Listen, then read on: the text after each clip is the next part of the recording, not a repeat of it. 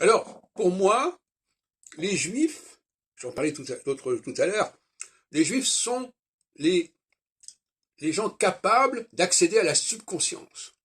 Ils sont formés pour ça, ils sont nés pour ça. C'est-à-dire accéder à un plan extrêmement profond, extrêmement souterrain, subconscience, c'est ce qui est en dessous, et c'est leur rôle, et notamment en phase équinoxiale.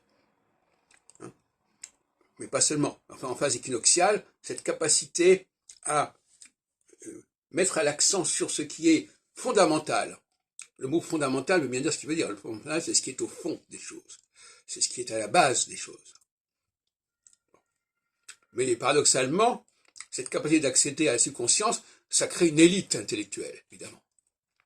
Alors, on le voit au niveau des sociologues, des grands sociologues, comme Durkheim, comme Marx, évidemment, comme Lévi-Strauss, ou des grands leaders de gauche comme Mendes France ou Léon Blum, etc.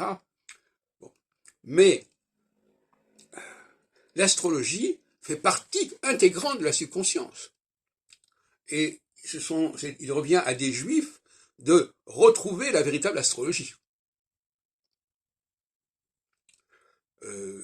Pour les non-juifs, l'astrologie, c'est une littérature, c'est de la surconscience. C'est-à-dire que ce sont des textes qu'on lit, qui sont transmis, qu'on apprend. Voilà. C'est pas ça la vraie astrologie. Donc, dans tous les domaines, il y a une forme, il y a une variante subconsciente, une variante surconsciente, qui alternent, qui se succèdent.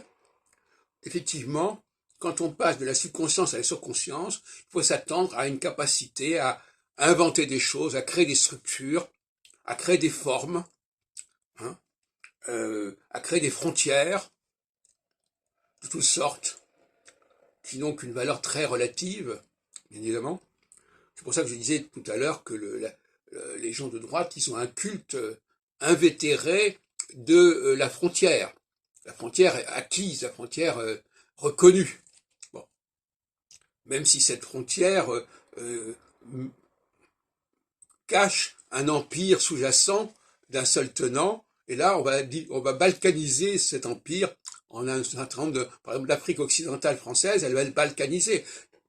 On a un certain nombre de pays avec des frontières complètement aberrantes, qui ne respectent même pas d'ailleurs les divisions ethniques.